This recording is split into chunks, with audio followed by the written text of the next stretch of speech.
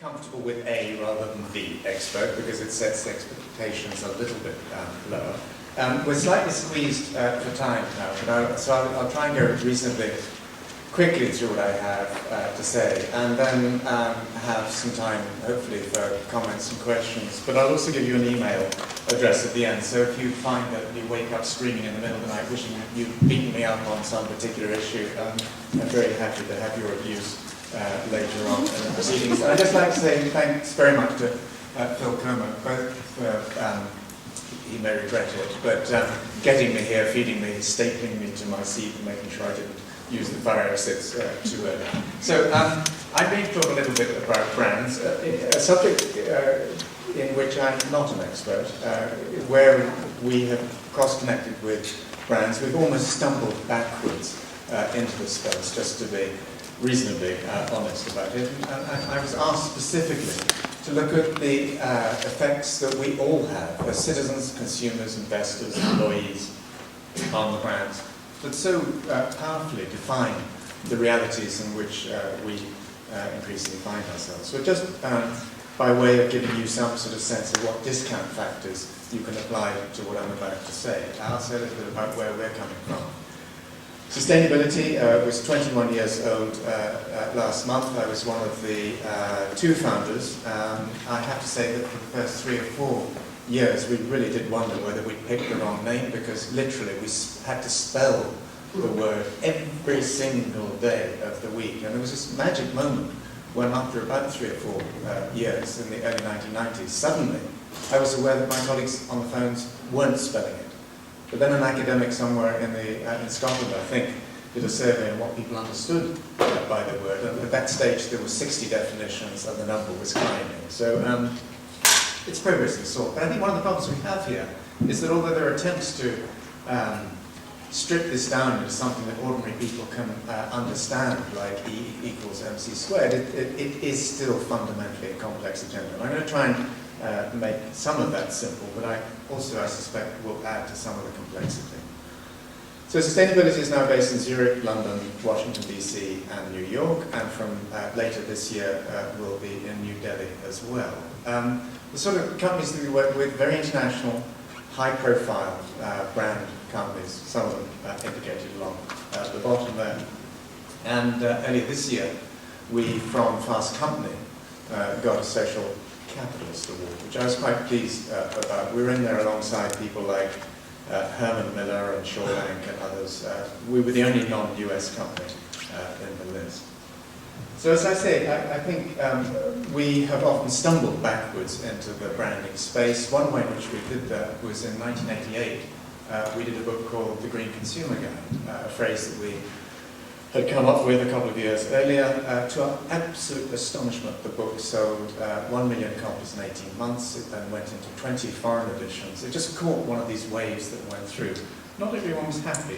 One of the companies that was profoundly unhappy was McDonald's. And about 6 months after the book came out, and at the point when it was #1 in the non-fiction charts, they brought a law suit against us and had all the books in the UK stripped off the shelves. And one of the reasons is they suddenly noticed that young people were coming into their stores, particularly in this country, and asking really problematic questions. They didn't really know where those questions were coming from, and then they found out where. So we suddenly found that we touched a nerve in companies like this. It was interesting to see in one of, I think, Paul's slides around the survey that Burger King were, it's not just McDonald's, on the red side of the equation.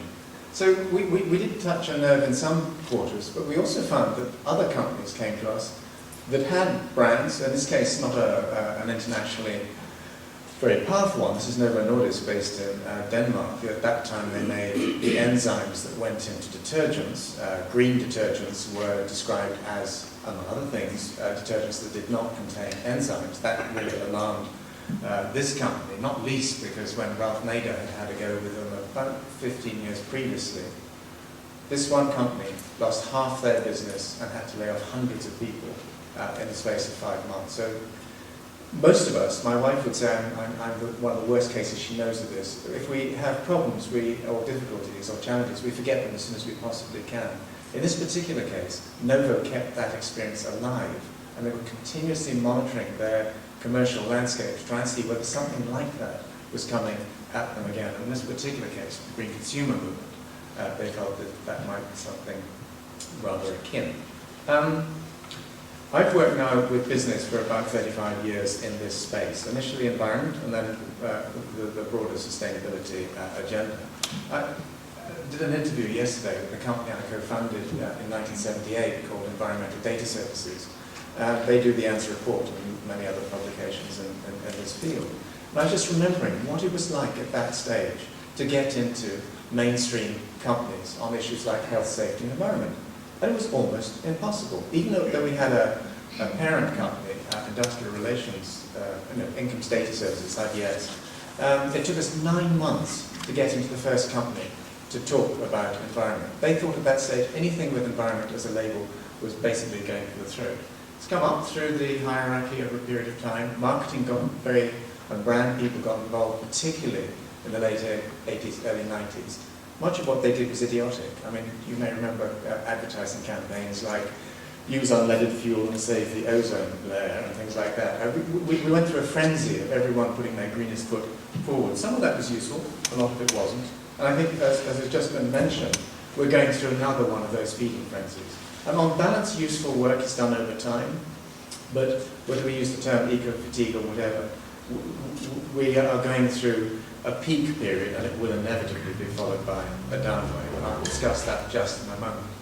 But in terms of that E equals MC squared sort of attempt to simplify this agenda, one of the things that we did in 1994, specifically for the business audience, is to say, this isn't just about environment.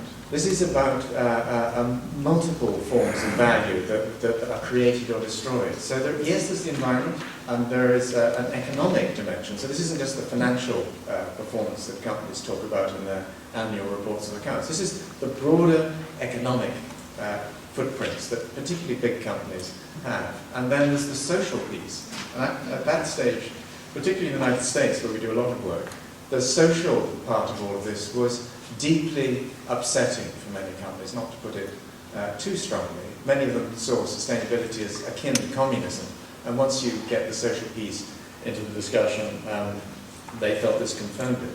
But it's been very interesting to see the way in which issues like human rights have come up the curve very powerfully in recent years, and not just in terms of the sorts of things that we see in Iraq or Afghanistan, or even at times in places like Northern Ireland. But issues like access to medicine, so economic rights, access to clean water, access to affordable energy. People around the world have started to say to companies, we're working, for example, with quite a number of pharmaceutical companies at the moment, we need your drugs for example, HIV/AIDS, tuberculosis, malaria, these sorts of things. We have no money, or we have very little money. We know you put a lot into developing those products, but we want them now, and we don't want to pay very much at all, if anything, for them. So companies are increasingly finding this sort of really powerful pressure on their fundamental business models. This guy, many of you may recognize as Jeff Skoll, who was one of the founders of one of the powerful new economy brands, eBay. He set up a number of things. One was participant productions that made a number of films like Good Night, Good Luck, Syriana, and particularly An Inconvenient Truth. But he also has a foundation, and about 2 years ago, he funded the work that we do on entrepreneurial solutions to sustainability challenges. And some of that is shot through what I'm about to say. What I want to say is there are 4 dimensions in which brands will be increasingly judged. And I just now want to run through each of these. The first one is, as you all know, around quality. But it started off very differently. And I put this in simply because I know there are some students in the audience, and I'm a student, we all are to some degree, hopefully.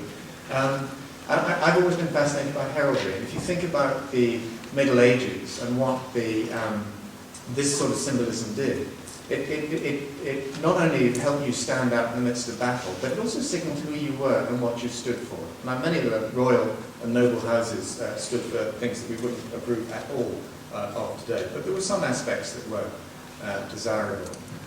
I don't know how many of you remember the man Maverick, who